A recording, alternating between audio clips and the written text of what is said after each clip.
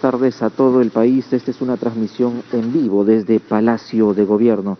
Desde tempranas horas se viene desarrollando una sesión del Consejo de Ministros presidida por el presidente de la República, Martín Vizcarra. A continuación vamos a escuchar las últimas medidas adoptadas para enfrentar la emergencia generada por el COVID-19. Señoras y señores, muy buenas tardes. En el marco de la sesión del Consejo de Ministros, se inició la conferencia de prensa del señor presidente de la República, Martín Vizcarra Cornejo. Buenas tardes, vengan todos ustedes. Hoy estamos en medio de una reunión de Consejo de Ministros, hoy día domingo 26 de abril. Sí, pues trabajamos todos los días de la semana. La situación de crisis, de estado de emergencia, de el grado que afecta esta enfermedad a nuestro país y al mundo, obliga a que pongamos el máximo en nuestro esfuerzo. Días de semana, sábados, domingos, tenemos todos la responsabilidad de contribuir para que podamos enfrentar de manera adecuada esta enfermedad. Hoy es domingo 26 de abril y hoy día concluía el estado de emergencia.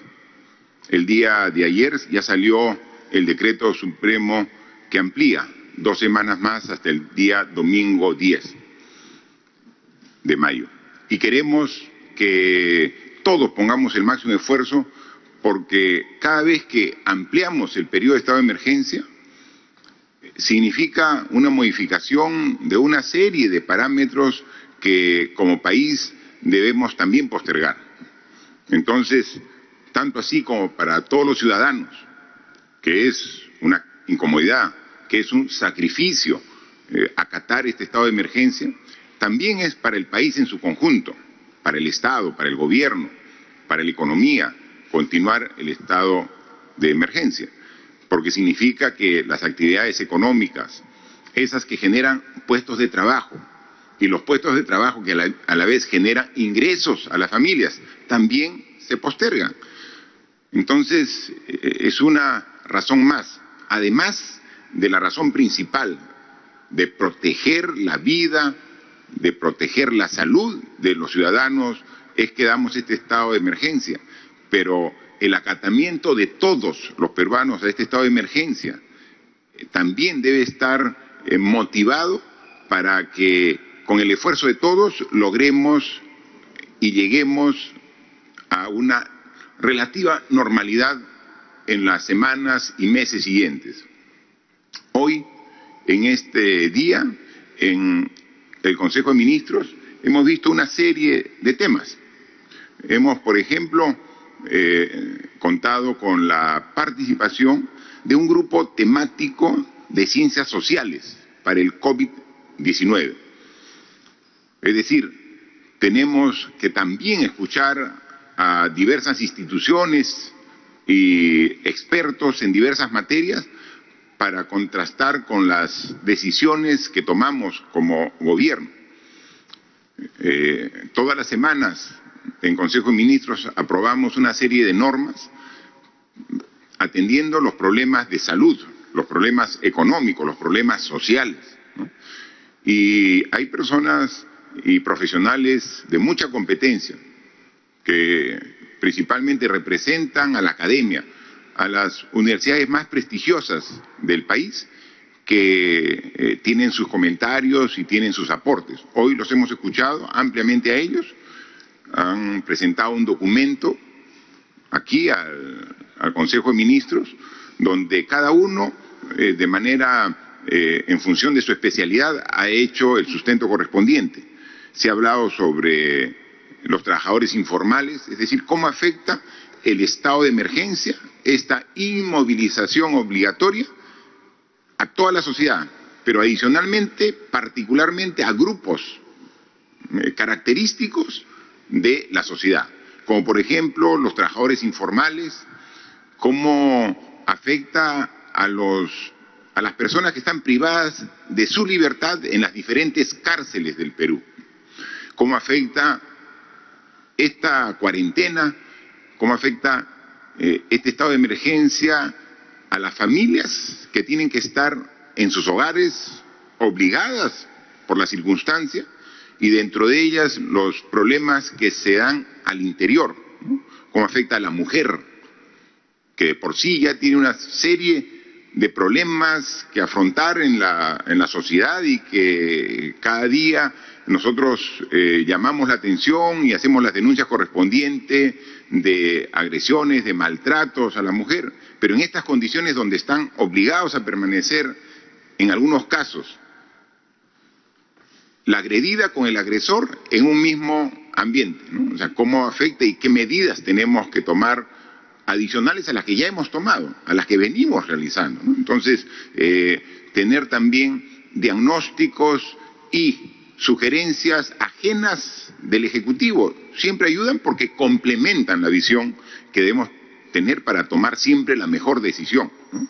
El rol, o sea, ¿cuál es el rol que debe tener cada miembro de las familias en sus hogares, más aún en esta etapa de inmovilización social, ¿no? Entonces, ¿cómo hacer desde el gobierno, desde el Estado, para recomendar en esta convivencia que se da en los hogares, para que los roles clásicos también cambien, ¿no? Entonces, realmente un análisis muy interesante también cómo afecta a los niños, niñas y adolescentes, ¿no? A los jóvenes, a los que están en su casa, a los que estudian o a los que estaban trabajando, ¿no? Entonces, todo realmente puntos de vista valiosos. Las comunidades indígenas y amazónicas, ¿cómo llegar hasta ellos? Nosotros hemos planteado y diseñado un bono universal, donde obviamente están considerados también los hogares de las comunidades amazónicas indígenas, pero ¿cómo llegas hasta ellos que están tan lejos, y que llegar a ellos puede significar un riesgo? Porque ellos están, por su nivel de aislamiento, están libres del virus, pero llegar muchas veces con un bono puede generar más daño que beneficio, ¿no? Entonces, todo eso, buscar las salidas correspondientes. Y también, ¿qué hacer respecto a los migrantes venezolanos que vinieron a nuestro país, como a varios países de la región, en cantidades muy grandes, y que ahora, al igual que todos, están teniendo serios problemas, ¿no? Nos decían información de algunos estudios que han realizado en estas últimas semanas, donde un porcentaje importante de estas familias, de personas de Venezuela que han venido al país, quisieran retornar también a su país de origen, ¿no?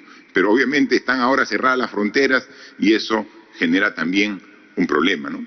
En consecuencia, hemos visto este tipo de temas que son relevantes y que los hemos discutido y que sirven también de insumo para continuar tomando decisiones en beneficios de la sociedad en su conjunto, pero sin perder de vista que existen problemas especiales a grupos humanos importantes que hay que atender de manera particular y especial.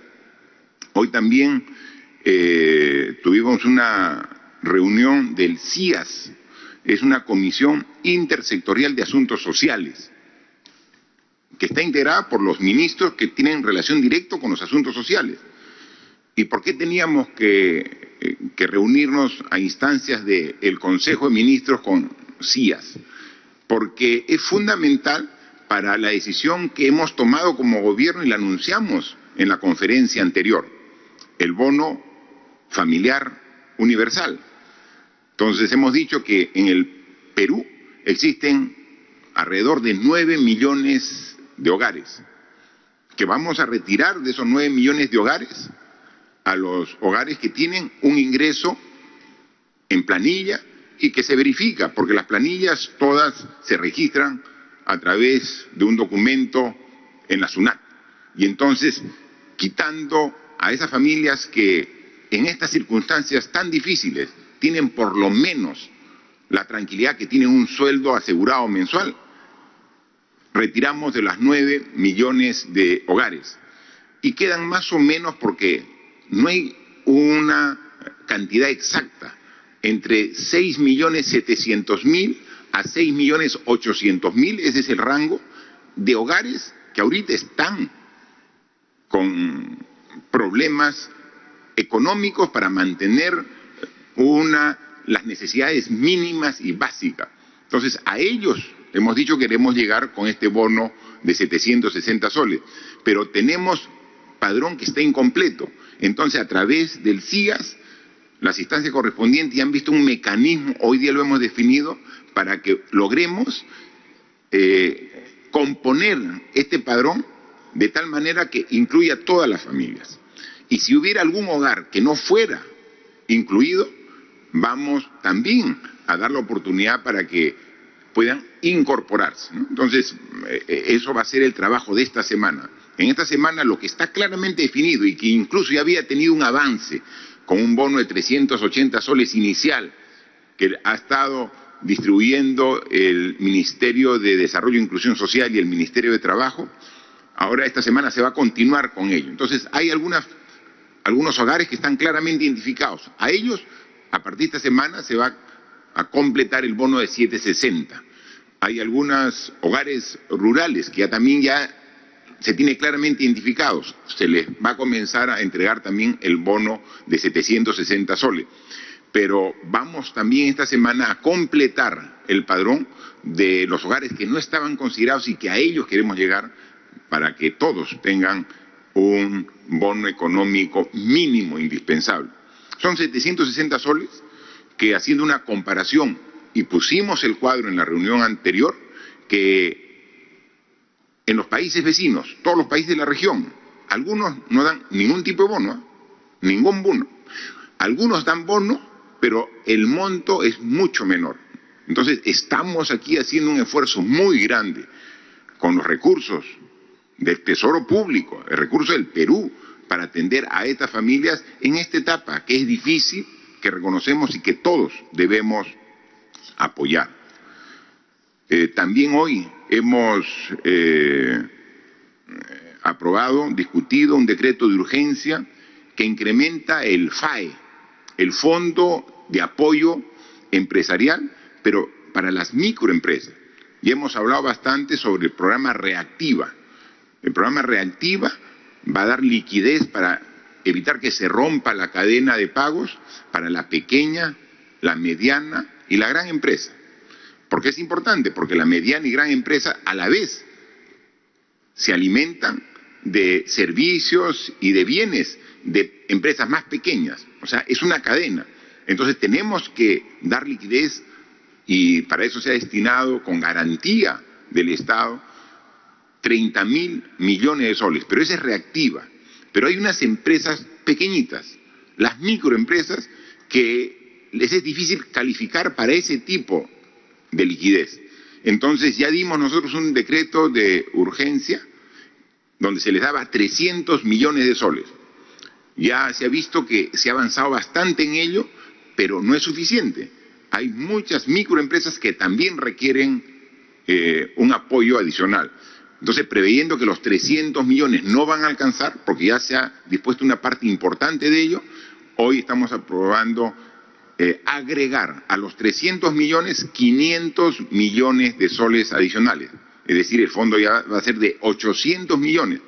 Pero esto se va a usar como una palanca financiera para tener 5 veces más. O sea, con los 800 millones de soles vamos a disponer de 4.000 millones de soles, 5 veces el monto que hoy hemos aprobado para apoyar a las microempresas, ¿no? Entonces, tenemos que pensar en los hogares, tenemos que pensar en las empresas, tenemos que pensar en las microempresas para poder atender. Es un problema serio el que estamos pasando en el Perú y tenemos que hacer el esfuerzo todos de poder atendernos y poder juntos, solidariamente, salir de esta difícil coyuntura y luego, cuando este tema esté superado, la enfermedad esté superada, poder todavía tener hogares con fuerza para seguir adelante, empresas con dinamismo para nuevamente retomar la actividad que todos queremos, ¿no? Algo que dijeron en esta exposición que nos han hecho los profesionales de este grupo temático de ciencias sociales, hablaban mucho sobre una nueva convivencia, ¿no? O sea, lo que debe quedar absolutamente claro que estamos en una parte de la historia de la humanidad que va a cambiar nuestra forma de comportamiento. Y entonces, cuando superemos esta circunstancia tan difícil, no es que regresamos a la normalidad, no, vamos a tener una nueva convivencia, una forma diferente de interactuar como sociedad. Y ese es el reto, a lo que tengamos la capacidad como sociedad en reconocer las grandes deficiencias que hemos tenido como personas, como familia, como sociedad. Somos los que vamos, en general, como sociedad, poder adaptarnos al cambio que nos va a exigir este tipo de enfermedad que está afectando a toda la humanidad. Tenemos ya estamos alrededor de 2 millones de contagiados a nivel mundial y sigue aumentando. Y la cifra no para. Y aumenta en Europa, aumenta en América, aumenta en todos los continentes del mundo y sigue aumentando la cifra de contagiados. ¿Y cómo estamos en el Perú? En el Perú, al día de hoy, hemos muestreado 232.747 personas. Para ello, hemos usado 51.316 pruebas moleculares y 181.431 pruebas rápidas. Tenemos que del total, 205.000 de las personas muestreadas han dado un resultado negativo y 27.517 han dado un resultado positivo. Es decir, casi el 12% del total de las personas que han sido muestreadas han dado un resultado positivo. A la fecha tenemos en los hospitales de todo el país 3.632 pacientes, de los cuales 554 se encuentran con ventilación mecánica en las unidades de cuidados intensivos. Entonces, esa es la situación en nuestro país. Pero esto es dinámico, entonces no solamente es necesario saber cuál es la situación hoy, ¿no? Habría que también analizar cuál ha sido la evolución desde que empezamos este estado de emergencia, pero más aún cuál es la situación de esta última semana. O sea, es fundamental en esta última semana saber cómo estamos. Miren, yo hoy día estoy reportando que hemos muestreado 232.000 personas.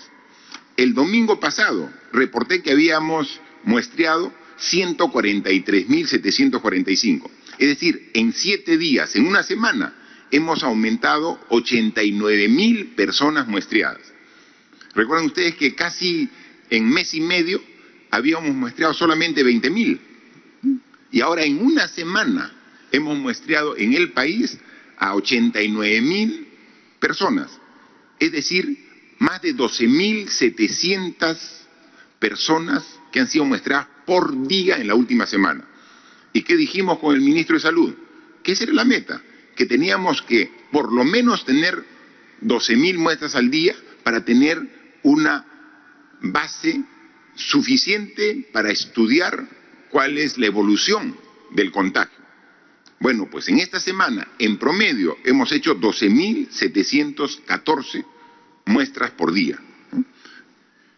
Y con ello hemos llegado a 232.000. No hay un solo país en América del Sur, de nuestros países amigos de la región, que haya hecho tantas pruebas. Es difícil que algún país pueda haber llegado ni siquiera a 100.000 pruebas en todo este periodo. Nosotros ya vamos por 232.000. Y lo importante, hablando de pruebas, es de que la próxima semana nos llegan al Perú más de 1 millón de pruebas adicionales. 1 millón de pruebas adicionales.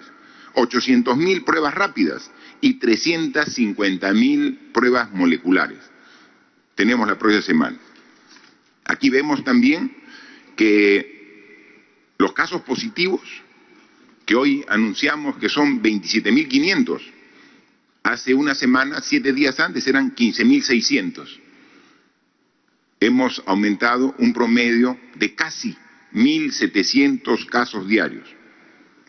11.889 casos positivos en la semana. ¿Y esto qué reflexión nos deja? Que estas 11.889 personas han contraído el virus, se han contagiado, no en la semana, en esta semana lo hemos muestreado, pero se han contagiado 1 o 2 semanas antes. ¿Dónde? En pleno estado de emergencia. Seguramente porque no respetó la distancia social de 1 metro cuando fue a hacer sus compras al mercado. O quizás porque no pensaba en la gravedad de la enfermedad y decía, sí puedo ir a una reunión con mis amigos o una reunión familiar. Hemos visto, porque al final uno en las redes rápido le llega la información, que hay veces vemos colas de personas que están yendo a comprar alimentos, cola de personas que están yendo a cobrar su bono, ¿no? Y hay veces tenemos que dosificar para que no vaya mucha gente a un determinado banco, para que no haya una concentración, y entonces hay que ordenar, ¿no? Pero ayer seguramente a muchos de ustedes, como a mí, me llegó un video de una larga cola que no respetaba la distancia mínima requerida para evitar el contagio, pero era para comprar cerveza. O sea, eran personas con cajas, 3, 4, 6 cajas de cerveza en cola para comprar cerveza cuando estamos en pleno estado de emergencia, cuando estamos con el aumento de casos todavía a un nivel que nos preocupa a todos. Y entonces decimos, ¿existe todavía familias que no tienen real conciencia de la magnitud del problema que tenemos como país? Esa cola, porque hay que decirlo, era en una avenida, en un sitio especial, específicamente en la región de Piura, ¿no? Y ahí está, y se ve quién es el distribuidor de cerveza, la cola que llegaba, cómo se pasaban la voz entre amigos. Parecía que era un sábado de fiesta, por lo menos en esa urbanización. No hay todavía la conciencia real de la magnitud del problema. Eso es lo que nos preocupa, ¿no? Y eso es lo que debemos cambiar. Una nueva convivencia, una nueva responsabilidad.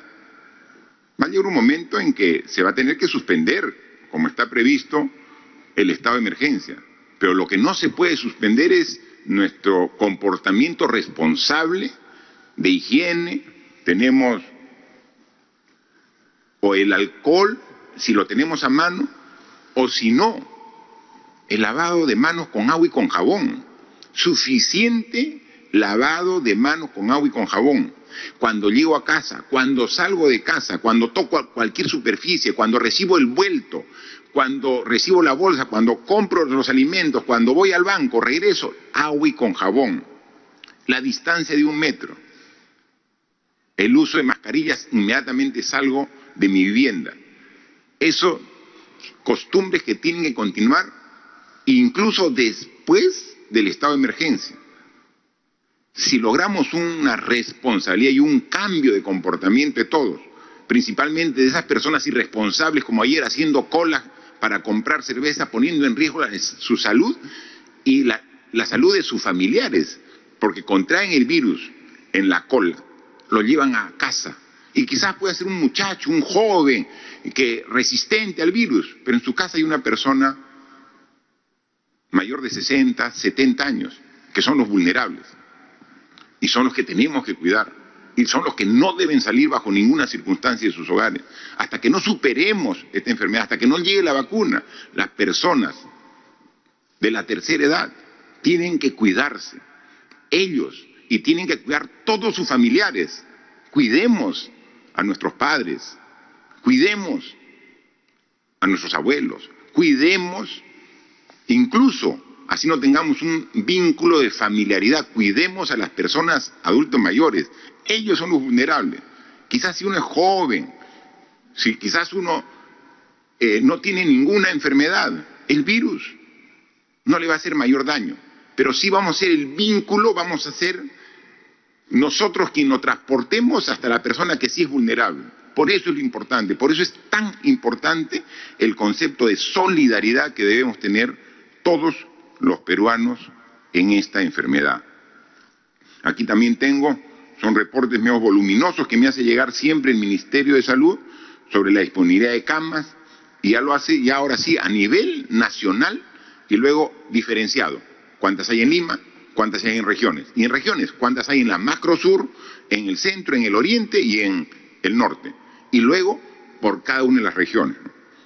Entonces, actualmente tenemos una disponibilidad de 5.258 camas en los diversos hospitales. No, me rectifico. Tenemos un total de 5.258 camas. ¿Cuántas se han usado de las 5.258? 3.765 camas. ¿Cuál es la disponibilidad? Descontando el total menos las que se han usado, 1.493 camas. O sea, tenemos aún a nivel nacional y tenemos para ver cuántas hay en cada una de las regiones. Es información que ya le hemos pedido al Ministerio de Salud que tenga y cuelgue en la página web para que pueda ver lo necesario, ¿no? Entonces, que eso es fundamental. Tenemos también UCI, las camas UCI, 554 camas que hemos informado que ya están siendo usadas. ¿Y cuántas tenemos en total en el Perú? 719. 719. ¿Cuántas disponibles tenemos? 165 camas UCI.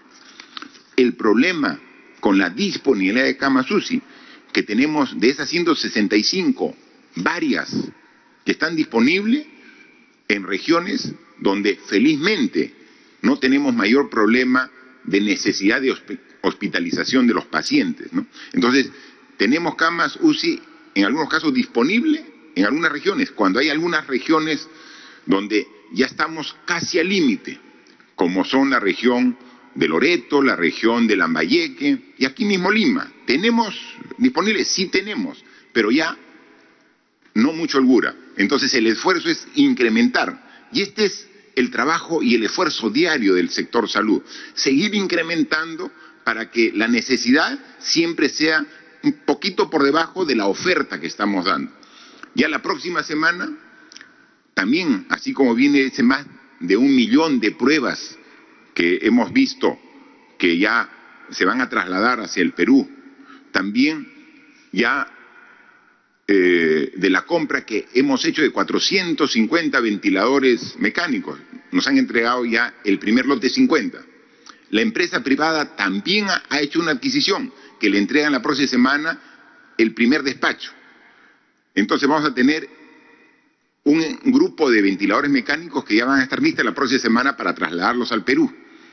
Adicionalmente, ya la próxima semana, recuerdan ustedes que incluso hicimos una nota de comunicación para los medios y para la población de que tanto la Marina de Guerra del Perú como la Universidad Católica, y ahora hemos visto ayer que también la Universidad Nacional de Ingeniería está trabajando la construcción de ventiladores mecánicos, pero quien tiene mayor avance ya en la fabricación en serie de estos equipos es la Marina de Guerra, quien determina que la próxima semana ya tendrán los primeros 10 ventiladores. Entonces, justo vamos a tener ventiladores construidos en el Perú y los que llegan de la compra del Estado peruano, como de la compra que estamos realizando a través del sector privado en apoyo a esta situación. Entonces, y ahí vamos, porque dijimos nosotros que deberíamos a fin de mes, la primera semana, tener más de 1.000 camas UCI.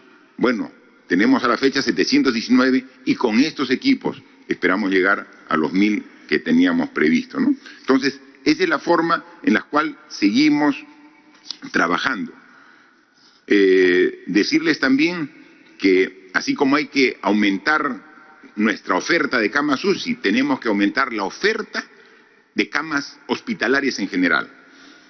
En regiones estamos ubicando albergues, instalaciones que no han sido construidas para salud, pero que estamos dándole las condiciones para una atención adecuada para los pacientes que no requieran cuidados intensivos, pero que sí requieran una hospitalización con un seguimiento y control médico.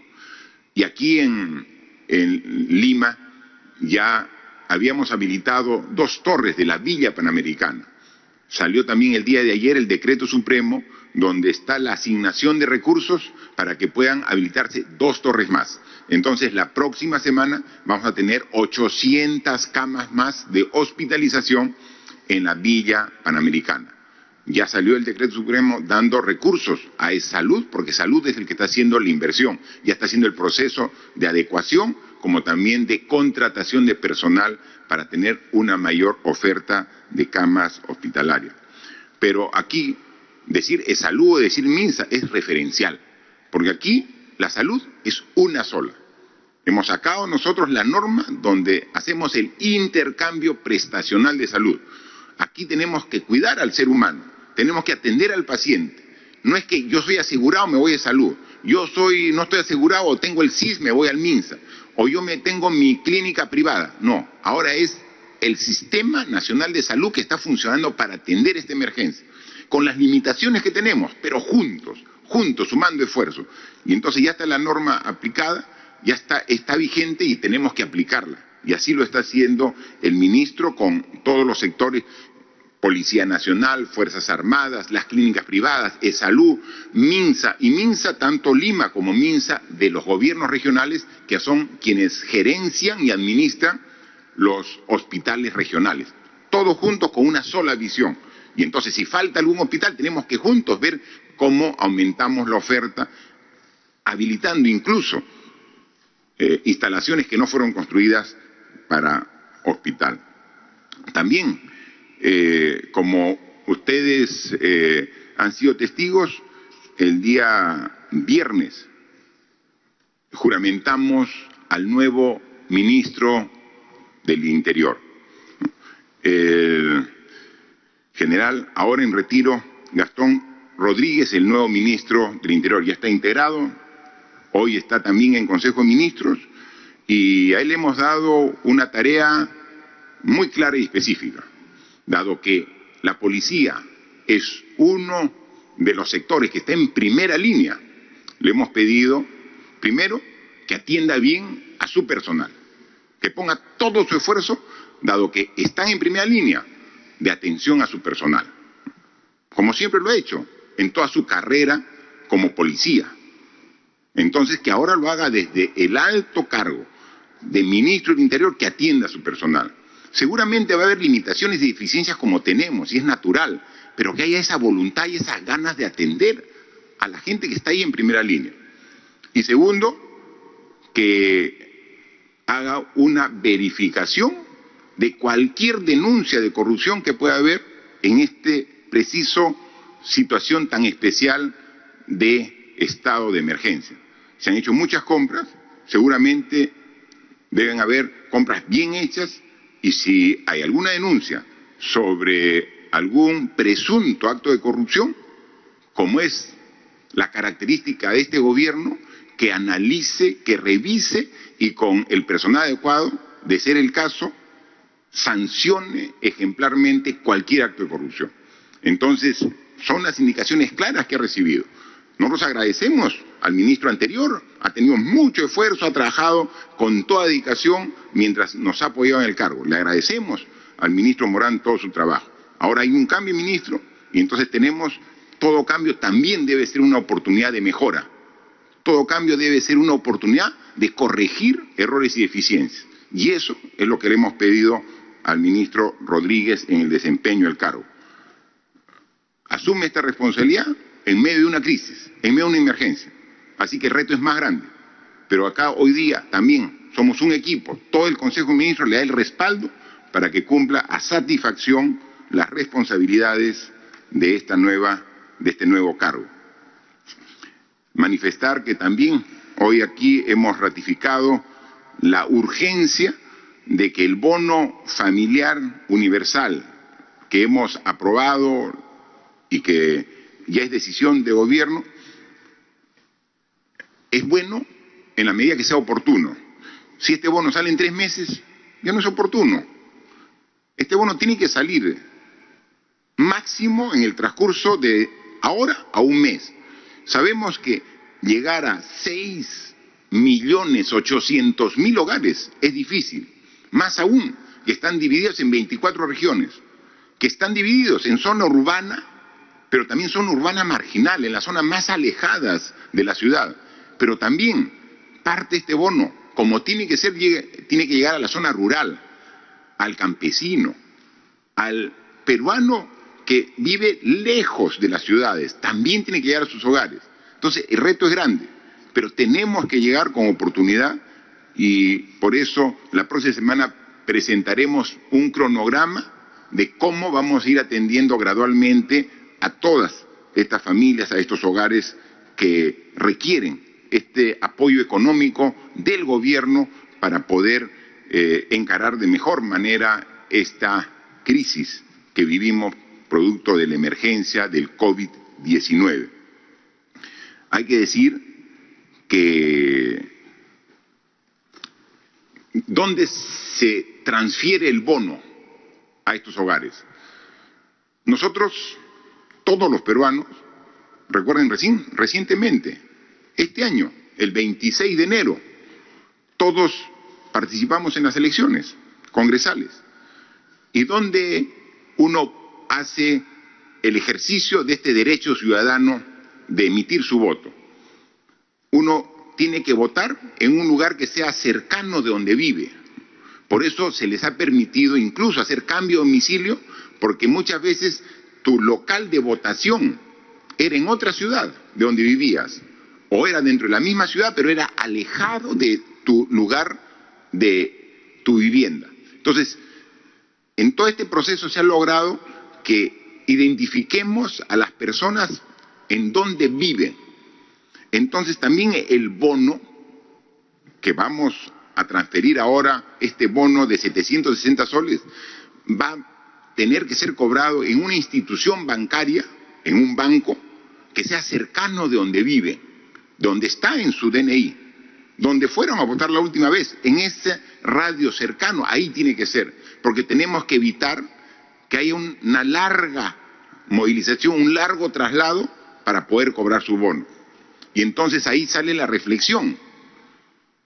Y las personas que están ahora tratando de regresar a su región de origen, cuando ya tienen una residencia normal, por ejemplo en Lima, habría problemas de hacerle el pago, la transferencia de ese bono, porque tenemos registrada una dirección, y si van a cambiar de dirección, y es por eso y ratificamos, tenemos que, a través de estos desplazamientos de personas, de familias, es de las personas que circunstancialmente el estado de emergencia las encontró en otra región diferente a la donde ellos viven.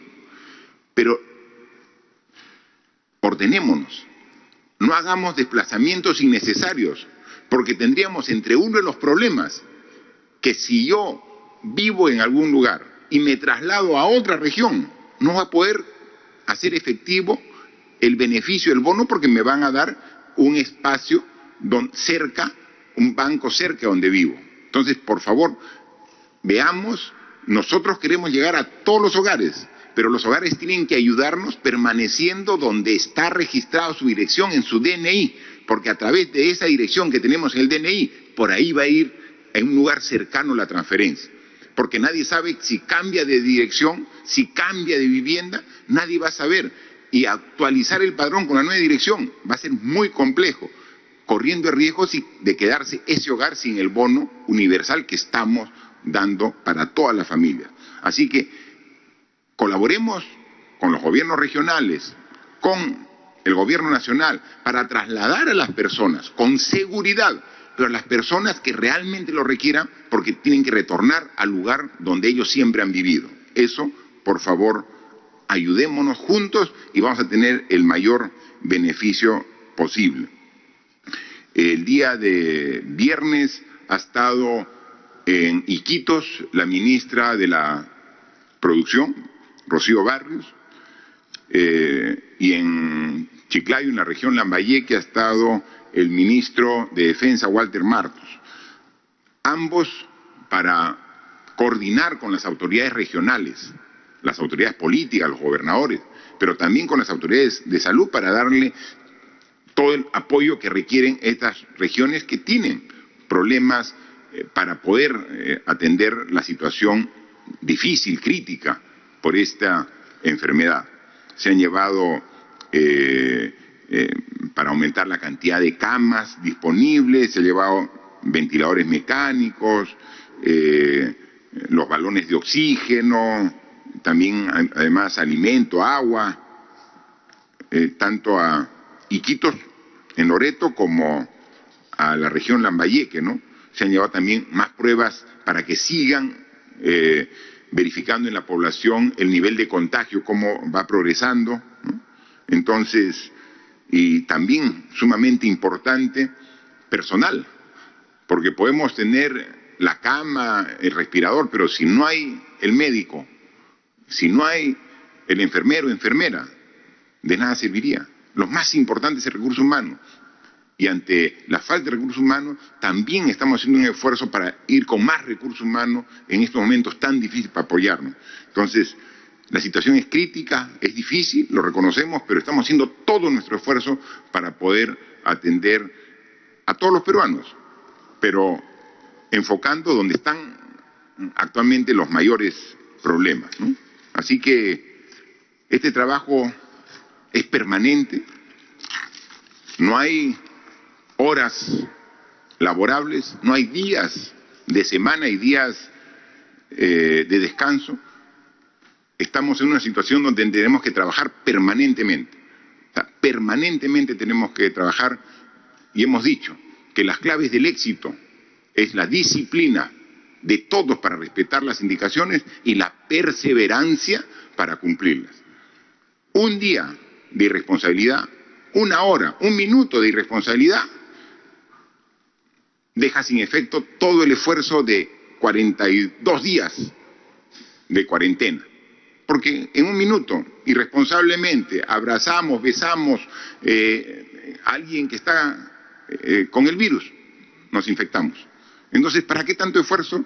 Para que en un momento, irresponsablemente, dejemos todo este gran esfuerzo en vano, ¿no? Así que sigamos trabajando. Estamos con todo el esfuerzo dispuesto y con toda la energía y voluntad de seguir trabajando. Y en la medida que lo hagamos juntos, y hoy, que es domingo, que seguramente muchas personas están ahí, en familia, una reflexión en familia, conversen de este tema. Este tema no es un tema de adultos, es un tema de la familia. Converse de los cambios que tenemos que hacer, de lo que hemos hecho mal en el pasado, de lo que tenemos que mejorar de aquí en adelante, de cuáles son las condiciones mínimas que como sociedad debemos respetar para convivir bien.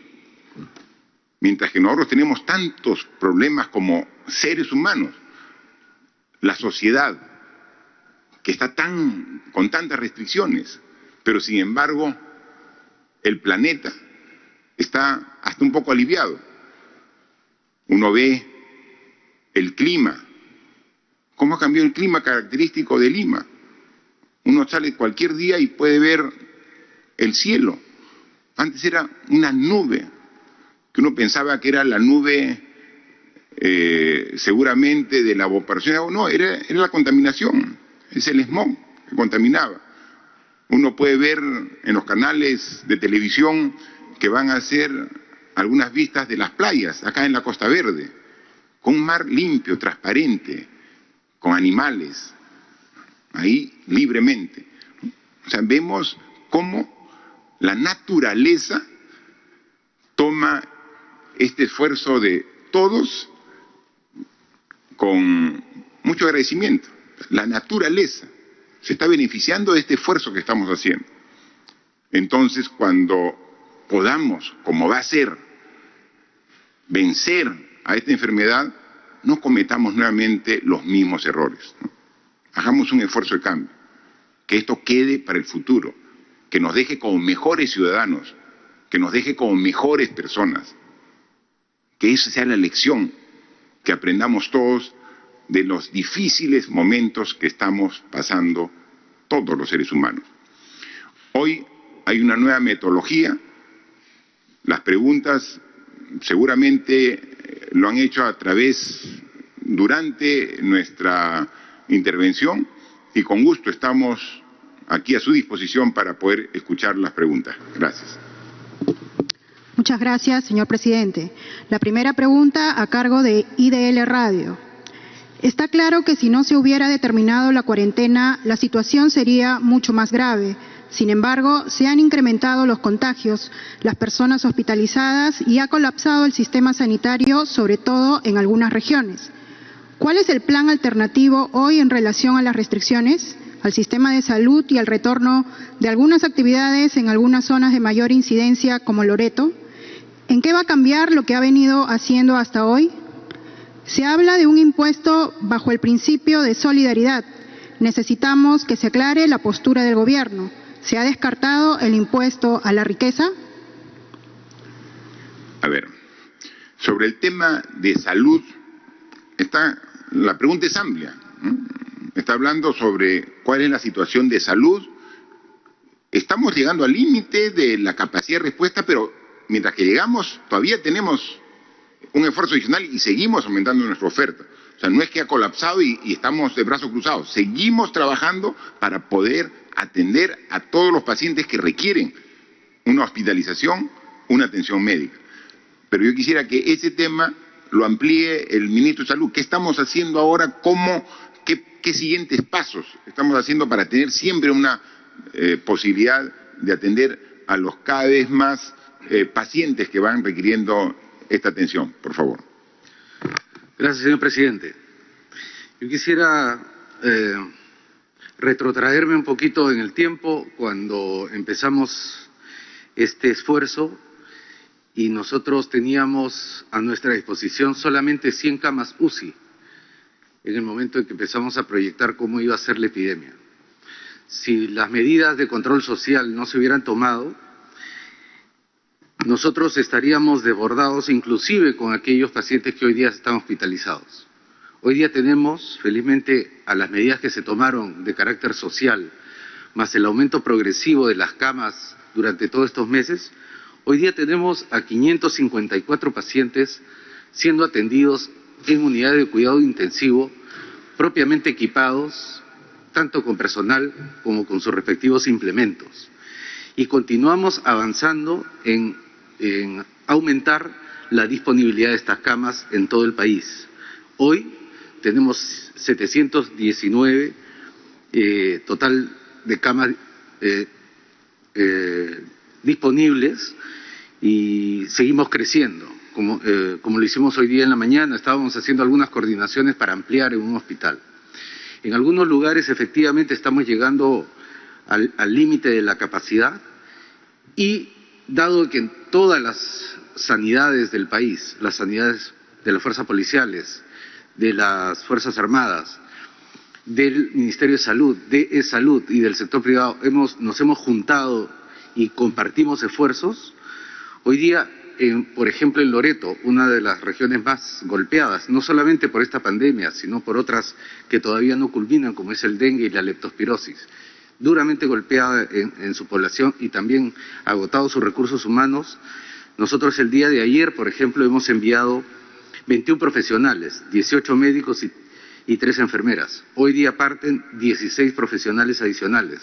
Lo mismo está pasando en Lambayeque, donde tenemos 74 profesionales adicionales que van a llegar durante la semana. Esto es parte de una bolsa de trabajo que nosotros hemos puesto a disposición en el país, en donde hemos reclutado 21.050 profesionales en toda la patria, que vamos a movilizar de acuerdo a la necesidad. porque como lo hemos venido diciendo, esta epidemia es muy dinámica. En algunos lugares ya empieza a volver fuerte, en otros lugares todavía los casos son pocos. Progresivamente vamos a tener que movilizar camas, equipos y profesionales allí donde se requiera. Una segunda estrategia, señor presidente, es fortalecer el primer nivel de atención, de manera tal que las personas que están afectadas por la epidemia puedan recibir una atención desde la casa, vía telefónica, y iniciar su tratamiento lo antes posible y evitar así la hospitalización y que lleguen a unidad de cuidados intensivos, y evitar la gravedad y el impacto de esta enfermedad. Muchas gracias, ministro. Complementa la ministra la producción sobre el tema cómo se está planteando la incorporación de actividades gradual, y luego cierra el tema la ministra de Economía. Ok, para complementar lo ya mencionado por el ministro de Salud, hay dos temas que se han trabajado en Loreto. Desde el punto de vista social, presidente, debemos informar que de las 61 municipalidades que conforman Loreto, ya el 84% ha ejecutado su presupuesto para efectos de repartición de canastas. Adicionalmente, se cuenta con 11 toneladas de víveres básicamente no perecibles para repartir a aquellas comunidades nativas que están aisladas, que no tienen un contagio, pero que ya tienen, por haber cerrado sus fronteras, tienen obviamente escasez de productos y se está disponiendo la entrega a estas también. Desde el punto de vista del reinicio de actividades económicas, estamos nosotros midiendo los niveles de riesgo por región. Por lo tanto, en aquellas regiones donde el nivel de riesgo, como es el caso puntual de Loreto, son altos, ahí sí va a haber un control de actividades, no solamente en que se van a abrir solamente actividades muy limitadas, sino también, sobre todo, se va a medir la capacidad de producción. Es decir, van a empezar con muy poco personal y muy pocas empresas en un primer nivel. En la medida en que vayamos viendo los resultados de salud, recién se iría aperturando de una manera más gradual y progresiva, presidente.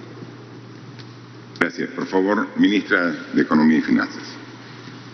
Sí, la situación en la que nos enfrentamos no tiene precedentes y en esta línea, como gobierno, hemos dado respuestas sin precedentes. Quizás las medidas más audaces tienen que ver con entregar más de subsidios para más de 6 millones de hogares o entregar por primera vez garantías del Estado a créditos del sector privado en niveles, por ejemplo, del 98%. Nuestro gran objetivo es salvar el aparato productivo y el empleo dentro de esta crisis. Lo que ha sido también característico de nuestra gestión es la responsabilidad con la que hemos tomado todas las medidas. Hemos querido que las medidas sean una respuesta a la crisis, pero que tampoco en el largo plazo afecten la solvencia de la economía. En el caso de la política tributaria no es la excepción. Como ya lo he dicho antes, nos vamos a manejar con mucha responsabilidad. Estamos evaluando algunas alternativas que, por supuesto, además de considerar los criterios de equidad y eficiencia, también es muy importante que consideremos el momento, la oportunidad en la que estas medidas se dan. Entonces seremos muy responsables. Muchas gracias.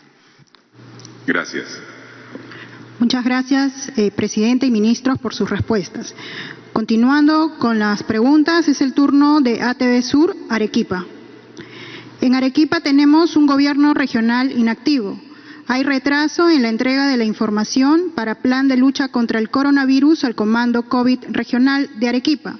Los hospitales no están debidamente implementados para enfrentar la pandemia, tal como lo señaló la Contraloría Arequipa, poniendo en riesgo al personal de salud y pacientes con otras enfermedades que han sido contagiados.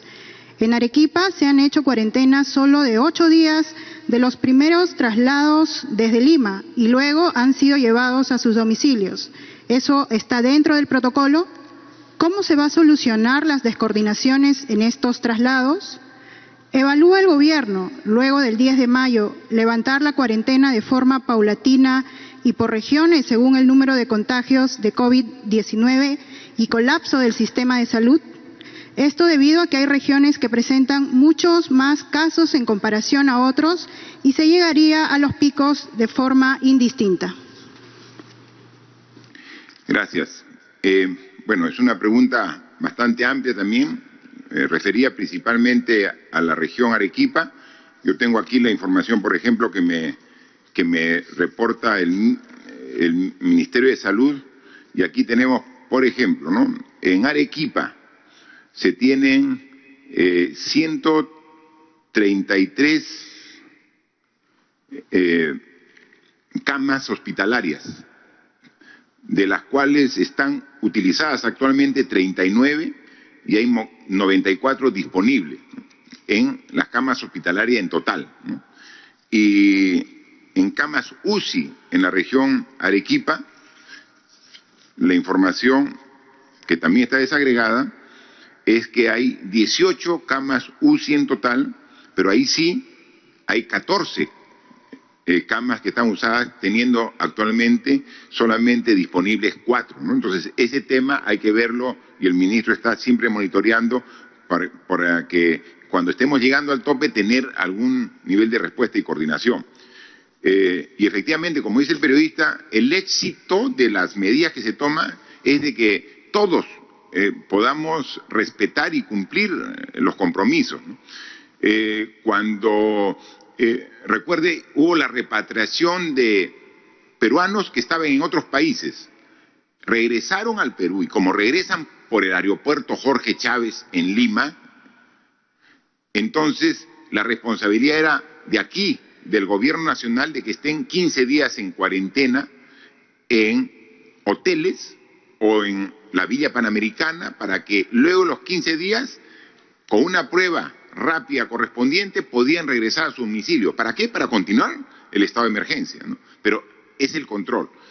Han llegado más de 10.000 peruanos del extranjero a Lima, y a cargo estuvo no solamente el ministro de Relaciones Exteriores, sino el ministro de Comercio Exterior y Turismo, haciendo un control riguroso que cumplan los días y que después de cumplir los días pasar una prueba. Y eso lo hemos hecho. Cuando lo hacemos ahora al interior del país, estamos haciendo nosotros las coordinaciones con los gobiernos regionales para que de manera ordenada puedan regresar, en este caso, los arequipeños que estaban en Lima, Arequipa. Pero luego es la autoridad regional quien tiene que verificar que cumplan los 15 días, porque tenemos que asegurar que no vaya a ser que parte de ese grupo de personas que regresan a su región de origen lleve el virus. Entonces tiene que estar en cuarentena, que es los 15 días mínimos para poder evidenciar si tiene o no esta enfermedad. Entonces, pero es responsabilidad compartida que tiene que hacer seguimiento, ¿no? Y ahí es donde necesitamos que todos, responsablemente, el ciudadano, la autoridad regional, nosotros, todos, cumplamos lo que corresponde. Y tal como dice, definitivamente las regiones del Perú no tienen la misma respuesta al desarrollo de la enfermedad. Hay regiones que tienen una cantidad de personas con el virus totalmente bajo control, manejable completamente, y hay algunas regiones que tienen mucho mayor incidencia, con dificultades en el sistema de salud de su control por la cantidad. Entonces, también eso es lo que se debe evaluar. Se podría, concluyendo el periodo del estado de emergencia, como se ha hecho también en otras regiones y en otros países, es ver una diferencia en las medidas que se tienen que tomar. No es lo mismo una región que tenga un porcentaje importante de su población contagiada y con su capacidad hospitalaria quizás al tope, que una que tenga realmente holgura. Entonces, las disposiciones que se harán en su oportunidad, acogiendo las recomendaciones de los expertos en epidemiología del Ministerio de Salud, para que puedan hacer esta distinción de situaciones diferentes ante realidades diferentes, ¿no? Por favor. Gracias, presidente. Siguiendo las preguntas, es el turno del diario Ojo. Según ESalud, los centros de abasto y el transporte público son las rutas de contagio. Sin embargo, hay mercados y supermercados en los que continúa la aglomeración, al igual que medios de transporte como el metropolitano, en los que no se respeta el distanciamiento social. ¿Qué tipo de estrategias o normativas se está planteando establecer en ambos ámbitos para reducir los contagios? ¿Y qué actividades van a comenzar a activarse a partir de la próxima semana? ¿Y qué medidas de prevención se tomarán para evitar más contagios? Bien, sabemos perfectamente que uno de los principales centros o focos de contagio son los mercados. Y como bien lo dice también aquí, los buses, ¿no? Que si no logra un distanciamiento necesario entre los pasajeros, va a haber dificultades. Por eso quisiera que pueda responder el ministro de Agricultura sobre qué planteamientos hacemos sobre las ferias itinerantes, atender los mercados desconcentrados, cómo hacemos para que no toda la población vaya a un mercado concentrando cientos o miles de personas, generando ahí un foco de contagio para poder adquirir sus productos de primera necesidad. Y también lo propio que está haciendo el Ministerio de Transportes en el transporte público. Por favor. Presidente, buenos días. Con relación a los mercados itinerantes, tenemos ya de los 900 programados hasta junio, 140 ya implementados. Esto obedece a tener todo un protocolo de lo que es salubridad, lavado de manos, aislamiento, y más aún cuando hablamos también el hecho y el mecanismo de poder traer productos frescos y sanos desde el campo a la ciudad. Eso está permitiendo de que los productores tengamos un precio justo y de igual manera las amas de casa, las amas de hogar puedan también tener este mismo propósito. Con relación a los mercados, se viene teniendo coordinaciones bastante directas con los alcaldes y algunos gobiernos regionales a efecto de que pongan a disposición áreas libres como plataformas deportivas, coliseos, también con el IPD, en el caso de estadios, para poder establecer ahí mercados temporales, mercados provisionales, siempre con el distanciamiento, con el apoyo de las Fuerzas Armadas, con el apoyo de la policía, se vienen estableciendo estos mecanismos. Sin embargo, exhortamos, señor presidente, a que los alcaldes, algunos de ellos ya vienen adoptando este modelo, pero todavía faltan que otros más se puedan incorporar. Ya hemos hecho un llamado a nivel nacional, se ha trasladado la propuesta de los protocolos para poder establecer este mecanismo de aislamiento y esto está avanzando de manera paulatina. Gracias. Por favor, ministro de Transportes y Comunicación. Sí. Gracias, presidente. Bueno, compatriotas, es bueno hacer un comentario en cuanto a cómo estamos en el sistema de transporte urbano masivo en el país. Antes del COVID, antes de este estado de emergencia nacional, en la ciudad de Lima se movilizaba aproximadamente 1.200.000 personas, entre el metropolitano, la línea 1 y los corredores complementarios. Durante el estado de emergencia se dictaron ciertas medidas, como la reducción de la flota, y también eso ha generado que la demanda en la ciudad se haya reducido en el 85%. Y eso ha permitido que el sistema de transporte urbano cumpla con las medidas y los protocolos de salud. Distanciamiento social, no van parados, las personas van distanciadas, cumpliendo todas las medidas de salud y seguridad de las personas. Y esto también se replica en los otros sistemas de transporte en la ciudad, que son los buses regulares que movilizan también a las personas. Ahora, en cuanto a cuál es la estrategia, es una pregunta que dice qué tipo de estrategias o normativas se están planteando. Bueno, como lo comenté en la última conferencia de prensa, en el Consejo de Ministros, la estrategia es un cambio de actitud en el modo de ver la movilidad urbana en la ciudad. Hemos planteado una estrategia de usar un sistema de transporte no motorizado como alternativa, que es el uso de bicicletas, para lo cual estamos implementando corredores segregados, corredores exclusivos para distancias cortas, distancias de menos de 7 kilómetros, en la cual permita al usuario usar la bicicleta como una medida alternativa para poder movilizarse entre los hospitales, centros de abastos, escuelas. De esa manera va a permitir descongestionar, evitar aglomeraciones en las estaciones, paraderos y también aglomeraciones en el transporte público. Y esto lo queremos replicar también, no solamente en Lima y Callao, sino replicarlo en todas las regiones del país.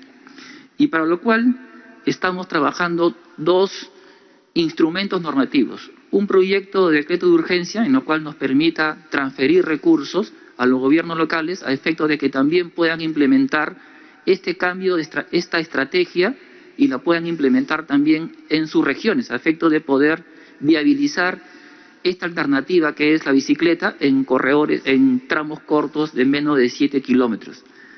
También, como lo hemos hecho en Lima y Callao, también hemos potenciado el tema de la limpieza, desinfección de todas las unidades de transporte como una medida importante para poder evitar también el que el virus se pueda, digamos, contagiar entre las personas que hacen uso del sistema de transporte público. Y esta estrategia de limpieza, fumigación, desinfección de las unidades de transporte lo vamos a replicar también en los gobiernos locales a nivel nacional. Este es un proyecto de decreto de urgencia que lo estamos trabajando y será puesto de conocimiento aquí en el Consejo de Ministros. Asimismo, estamos trabajando desde el sector transportes y comunicaciones un proyecto de decreto legislativo, ¿no?, en el marco de las facultades delegadas, que permita también el escalonamiento del ingreso de los trabajadores en todas las actividades públicas, de tal manera que esto permita evitar las horas punta. Las horas punta son las horas que están entre 5:30, 7:30 o 5:30, 7:30 de la noche, en la cual se genera la aglomeración en las estaciones, en los terminales y también en el sistema de transporte público. Y la propuesta que estamos trabajando es permitir justamente el escalonamiento del ingreso de los trabajadores a efecto de evitar o achatar las horas punta y evitar de esta manera la aglomeración de las personas en las estaciones y en el transporte público. Y finalmente, estamos también contemplando trabajar colegiadamente con todos los sectores de transportes. Para eso nosotros ya hemos trabajado un plan de reactivación económica desde el punto de transportes y comunicaciones, en la cual está siendo evaluada aquí en el Consejo de Ministros y será puesto en consideración a esta comisión de alto nivel que hará la evaluación correspondiente, lo cual obviamente permitirá ir reactivando en forma gradual y progresiva actividades, pero siempre anteponiendo la salud, la salubridad, la integridad y la vida de todos los peruanos. Muchas gracias. Muy bien, muchas gracias, ministro. Por favor. Gracias. Gracias, presidente. Ministros, la siguiente pregunta a cargo del diario El Correo. Insistimos con el tema del impuesto de solidaridad. Diversos economistas cuestionan la posibilidad de crearlo y consideran que su componente es más político que técnico. Según el Premier, irá dirigido a los que más ganan, quienes ya pagan un alto impuesto a la renta. Lo que se podría recaudar no tendría gran peso cuantitativo para la ayuda social. ¿Tiene claro ya el gobierno qué busca con esta propuesta? Asimismo, hace una semana, el ministro de Salud, Víctor Zamora, aseguró que según un estudio del Instituto Nacional de Salud, las pruebas rápidas tienen la misma eficacia que las pruebas moleculares. Sin embargo, lo que dice dicha investigación es que la utilidad de la prueba rápida es complementaria durante la segunda y tercera semana de la enfermedad. ¿Qué explicación puede dar el ministro de esta tergiversación de las conclusiones del informe? Bien, sobre la segunda parte de la pregunta referida a la diferencia en uso y que hace referencia a la prueba rápida y molecular, yo le pediría al ministro de Salud que pueda responder. Gracias, señor presidente. Las dos pruebas, como lo hemos repetido ya aquí en varias oportunidades, son complementarias. Son dos pruebas absolutamente distintas. Una identifica el virus y el otro la respuesta del organismo frente al virus. Aplicadas en distintas condiciones, las respuestas de los pacientes portadores en distintos momentos de la evolución de la enfermedad van a llevar a distintos resultados. Lo principal en el enfoque es el criterio clínico epidemiológico. Primero, identificar los síntomas el relato del paciente y saber si ha tenido contacto o no con una persona portadora de esta enfermedad o viene de una zona donde está presente esta enfermedad. Luego, para certificar que esta persona tiene o no la enfermedad, uno usa una prueba de laboratorio. Esto no debe impedir que el clínico o el hospital inicie el tratamiento rápidamente para evitar la mortalidad. En cuanto a la prueba particularmente, la prueba molecular es mucho más potente que la prueba serológica, y eso lo hemos dicho aquí y en otras oportunidades. Sin embargo, en condiciones de epidemia como esta, de pandemia como esta, donde uno tiene que garantizar la calidad de la recolección de la muestra, portar adecuadamente la muestra hacia el laboratorio y procesarla de manera óptima, la eficacia en esas condiciones no óptimas de tomar, transportar y procesar se pierde la potencia de una prueba tan buena como la molecular. Estas deficiencias no se presentan en la misma magnitud con las serológicas, de tal manera que siguen siendo complementarias y nos han ayudado, señor presidente y compatriotas, a identificar en todos los casos un porcentaje importante de personas portadoras del virus y a orientar nuestras acciones de respuesta. Sí, justo yo tengo aquí el reporte del día de hoy de los 27.517 personas que tienen al día de hoy confirmado el virus, el COVID-19 en su organismo. 12.725 han sido evaluados por la prueba molecular y 14.792 se les ha dado la respuesta del virus positivo en su organismo gracias a la aplicación de la prueba rápida. Si no hubiéramos aplicado a ese segmento, a ese grupo de personas la prueba rápida, no tendríamos ubicados a más de 14.700 personas que ahora ya saben que tienen la prueba rápida y que son no solamente portadores del virus, sino a la vez que ellos también contagian, o sea que deben tener una doble responsabilidad y cuidado para evitar el contagio. O sea, claro que es útil, por eso es de que en los próximos días están llegando 800.000 pruebas rápidas adicionales y 350.000 pruebas moleculares, porque son para diferente uso, que son complementarios, pero que la suma de los dos resultados te da un panorama amplio como es el que queremos, ¿no? Y respecto a la primera parte de la pregunta referida al impuesto de solidaridad o al impuesto que también se refiere sobre la riqueza, ahora es que en una situación tan difícil como la que estamos, el valor más importante que requerimos para salir de esta crisis, además de la responsabilidad, además de la disciplina, además de la perseverancia, es la solidaridad. O sea, es fundamental la solidaridad. Pero hay que ver la forma y el mecanismo más adecuado, y eso recién lo tenemos que ver y estudiar. Pero no podemos hacerlo porque para hacer cualquier cambio al respecto se requiere de una ley. Entonces, no podemos, las medidas que estamos haciendo para dar 760 soles a 6.800.000 hogares peruanos, lo podemos hacer y es parte de nuestra competencia como Ejecutivo a través de un decreto de urgencia.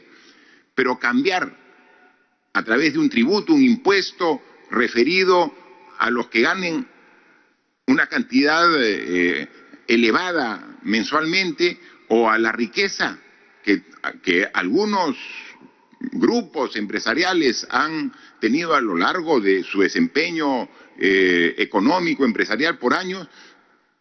Y yo creo que, ¿por qué observar si ni siquiera hemos analizado el tema con profundidad que nos den la posibilidad el Congreso? Entonces, veámoslo, pero el concepto es que aquí tenemos que ser solidarios, tenemos que ser solidarios. Es un requisito necesario también para poder salvar esta difícil situación en la que nos encontramos todos los peruanos.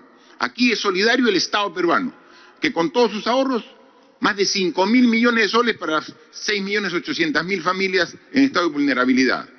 Aquí es solidario el peruano humilde que por seguir las indicaciones necesarias para poder vencer esta enfermedad está viéndose afectado directamente. Entonces, analicemos todas las alternativas para que en este concepto de solidaridad, pero claro, hay también algunas voces importantes que dicen, si tú a una persona que gana una cantidad determinada de sueldo mensual, tú le afectas, lo pones también en condición de vulnerabilidad a esa persona, obviamente, entonces no vas a generar ese tipo de problemas en familias que también están. Pero por eso hay que ver a partir de qué monto tendría que darse. Y eso se determina en un análisis serio Y como todas las cosas importantes, también aceptamos algún planteamiento de instituciones, como hoy día hemos visto, y acá tenemos el documento Grupo Temático y Ciencias Sociales, gente muy entendida en la materia social, hace planteamientos de un diagnóstico y recomendaciones en tema social. En tema económico, bienvenida también las ofertas, las propuestas, las recomendaciones, porque este problema lo solucionamos todos los peruanos, juntos y solidarios, unidos y solidarios, vamos a salir de ello. O sea, no hay una propuesta concluida y terminada para poderla debatir, porque no es una competencia que tengamos como Ejecutivo, no lo tenemos. Esta es una competencia que tiene el Congreso porque es la entidad que puede generar y aprobar leyes. Entonces, lo que vamos recién a pedir es, dame esa competencia para hacer el planteamiento. Y en este proceso, sugerencias, bienvenidas, pero el concepto es Perú solidario, juntos podemos salir adelante. Y si ese concepto no lo tenemos después de esta terrible enfermedad que nos afecta a todos los peruanos, creo que poco hemos aprendido de esta situación crítica que estamos viviendo en carne propia todos los seres humanos. Última pregunta de Radio Las Vegas, de Mollendo. Señor presidente, hace días anunció el bono universal de 760 soles para todos los peruanos. ¿Qué va a pasar con las personas que no accedan al bono? ¿Qué medidas va a tomar su gobierno? Asimismo, ¿cuál es el diagnóstico, proyecciones y planes que tiene el gobierno respecto al manejo de la pandemia en la región sur? Particularmente en Arequipa, donde los casos de contagios se han incrementado alarmantemente en la última semana, considerado que a más de un mes de la emergencia en esta región aún no se habilita por completo el hospital COVID, hospital de campaña que construye el MINSA. Quedan muy pocas camas UCI y ventiladores. ¿Enviarán más pruebas moleculares y especialmente en Mollendo, Matarani y el Valle del Tambo? En las instituciones educativas particulares vienen exigiendo que se pague el 100% de la pensión de marzo y abril. ¿Su gobierno qué medidas va a tomar?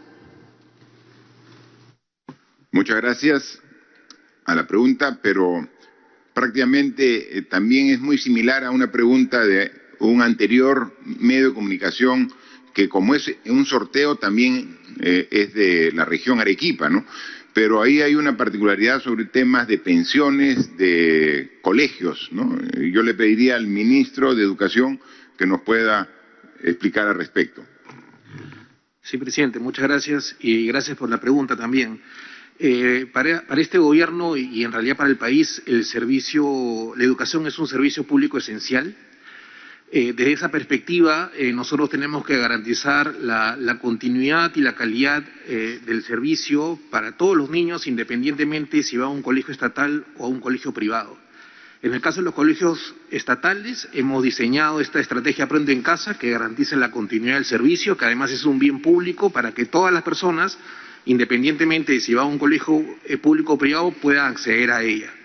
En relación a las instituciones privadas, nosotros en un primer momento, dada la emergencia de la situación, dimos mensajes relacionados con la necesidad que haya un diálogo entre los papás, mamás y las instituciones educativas. Lamentablemente eso no ha funcionado como se esperaba que funcione y tenemos muchas familias que están efectivamente preocupadas por la situación que están enfrentando y por la falta de transparencia de las instituciones privadas. Algunas instituciones privadas sí han bajado sus pensiones en un acto importante de solidaridad que me gustaría también destacar, pero es cierto que la mayoría todavía no ha entrado a una negociación mucho más concreta con los papás y las mamás. En ese sentido, estamos nosotros preparando una norma que obligue de alguna forma a las instituciones educativas privadas a que sean más transparentes en los costos, de manera tal que quede claro a un papá, a una mamá, por qué es que se puede bajar o no se puede bajar una determinada pensión. Y que quede claro que solamente se puede cobrar aquellas prestaciones que se están realizando. No me refiero a lo pedagógico, porque lo pedagógico está continuando por la parte de la educación no presencial, ahí donde continúa. pero podrían haber un conjunto de otras prestaciones que no se están dando en esta etapa donde la educación es virtual. En ese sentido, creemos que con esta norma va a quedar claro que los papás y las mamás solamente deben pagar prestaciones que efectivamente se estén realizando, ¿no? Pero si igual hay un problema económico en algunas familias, como Estado estamos respondiendo a eso, diseñando la ampliación de la matrícula pública para que la educación pública se encargue de absorber a aquellos niños y niñas cuyas familias por razones económicas no van a poder continuar pagando el servicio privado, ¿no? A partir del 8 de mayo vamos a hacer un lanzamiento de una matrícula ordenada para poder planificar de manera adecuada este servicio y que se pueda dar con la calidad que todos esperamos que se dé. Muy bien, gracias, ministro. También han consultado este medio de comunicación respecto al bono de 760 soles, que tiene carácter de universal porque queremos que llegue a todos los hogares, pero nos preguntan, por eso le pido a la ministra de Desarrollo e Inclusión Social, a la ministra Ariela, que nos indique un poco, o sea, cómo vamos a hacer para garantizar que llegue a todos, porque ese es el esfuerzo. O sea, nosotros como gobierno queremos que el bono solidario, este bono de carácter universal, solamente excluya a los hogares que tienen ingresos por planilla de manera permanente. Ellos ya tienen un ingreso, entonces, bien por ellos. Entonces, a ellos excluimos, pero sacando a esos 2.300.000 familias que ya están identificados que tienen un ingreso, quedan 6.700.000, 6.800.000 hogares que queremos atender. Entonces, la pregunta dice, ¿y si a mi hogar no llega, cómo tengo la seguridad que va a llegar? Entonces, ¿qué elementos vamos a usar para poder verificar que llegue? ¿Cómo construimos el padrón? O sea, ¿cómo lo vamos sumando? Y luego, si alguna de las familias no llega dentro del padrón, ¿qué opción tiene esa familia para decir, y levante la mano, a mí no me tocó? Y aquí lo demuestro que sí estoy dentro de los parámetros que ustedes han definido. ¿Qué podemos hacer cuando hay una familia que no está considerada, pero que merece el bono? ¿Cómo lo está planteando en el análisis que hoy nos presentó a través del CIAS? Ministra. Sí, presidente, colegas, televidentes.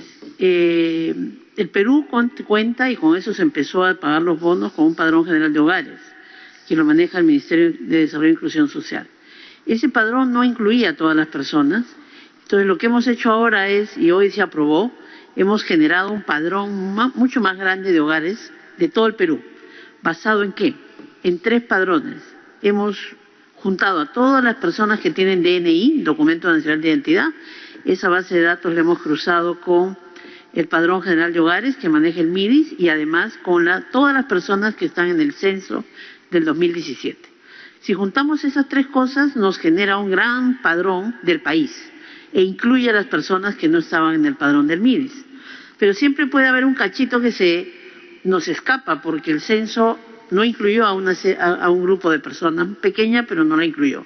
También vamos a sacar una plataforma para que las personas se puedan inscribir y puedan validar si están o no están en este gran padrón que hemos aprobado hoy día. Entonces, la idea es generar todos los mecanismos necesarios para que todas las personas sean incluidas. Todo evidentemente va a ser manejado online para que no existan aglomeraciones, etc. Muchas gracias, ministra, y gracias también a los medios de comunicación por las preguntas que hacen, que nos permite complementar los temas que tratamos en esta presentación y que con sus preguntas también damos mayor información a la población. Solamente para concluir, una vez más agradecer a todos los que colaboran para lograr enfrentar de manera adecuada esta terrible, esta compleja enfermedad. A los médicos, a las enfermeras, al personal de salud, que están ahí en primera línea atendiendo a los pacientes. Pero incluso vimos hace 2 días que salía personal de aquí en Lima para reforzar la atención en otras regiones. Incluso regiones que no son las suyas, pero este espíritu de servicio gente joven, entregada, comprometida con el país. Si me requieren en Iquitos, voy a Iquitos. Si me requieren en Chiclayo, voy a Chiclayo. Yendo a defender la vida, la salud de gente que no conocen, pero que son solidarios y quieren apoyar, ¿no? Al personal de la policía. Mire, solamente por cumplir su deber, la policía, más de 1000 policías con el virus. Y ahí están, con la moral al tope, siguiendo, cumpliendo con su compromiso. Al personal de las Fuerzas Armadas, que cuando vieron que no iban a tener número suficiente, convocaron a la reserva. Y el estimado de presentación que tenían fue superado. Miren, estos jóvenes reservistas dijeron, vamos, si el Perú me llama, estoy ahí en primera fila. O sea, ¿cómo uno no va a estar orgulloso de ese tipo de peruanos y peruanas que están ahí en primera fila? Hoy veíamos también que uno de los problemas serios era las cárceles. Y hay personal del INPE que también está ahí. Está no solamente cuidando al personal y garantizando la seguridad en los establecimientos penitenciarios del país, sino también por estar con una gran cantidad de personas, también con alto riesgo de contagio. O sea, vemos gente comprometida con el país, como tú, que hoy estás en tu casa cumpliendo tu inmovilización obligatoria con tu familia, generando mayor vínculo y lazo familiar. Esos peruanos y esas peruanas son las que dan la fuerza y las que forman la patria para vencer en esta difícil situación que todos nos encontramos. Y entonces es ahí donde si hay casos que son las excepciones, que no cumplen, pero que estoy seguro se está generando una conciencia de responsabilidad para realmente juntos todos revertir esta situación. Entonces, cuando digamos que ya no solamente vamos a vencer esta gran responsabilidad que tenemos, ya no solamente porque es responsabilidad del médico, la enfermera, el policía, el soldado, cuando seamos conscientes que también es responsabilidad de nosotros, ahí vamos a vencer.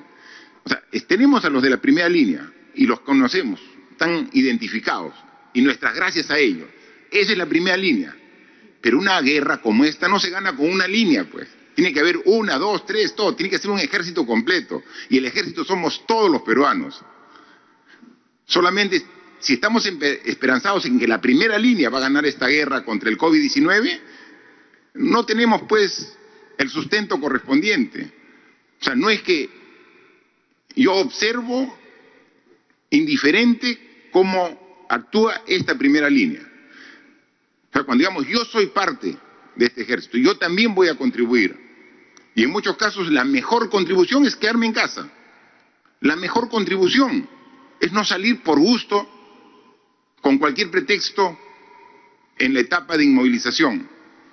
Entonces, cuando todos seamos conscientes de que esta guerra no solamente la gana la primera línea, con las personas que todos respetamos y aplaudimos, sino la ganamos con la participación de todos, ahí sí vamos a tener los resultados que todos esperan, que todavía no son esquivos y lo reconocemos. Queda claro que si no hubiéramos tomado las medidas que hemos hecho desde el 15 de marzo, la situación ahorita estaría completamente diferente. Los resultados son diferentes, pero pueden ser mejores en la medida que todos nos comprometamos. Todos somos parte que sufre esta situación. Si todos somos parte de la solución a este problema, va a ser mucho más fácil obtener los resultados que todos esperamos. Así que gracias a todos por el compromiso, por la entrega y disciplina y perseverancia. Trabajemos juntos, apoyemos esa primera línea, seamos un ejército y vamos a ganar esta guerra. Muchas gracias. Señoras y señores, la conferencia de prensa ha concluido. Se agradece a los medios de comunicación por las preguntas remitidas a la fecha de hoy, 27.517 casos positivos de un muestreo de 232.747 personas. Continuamos con la programación habitual de TV Perú.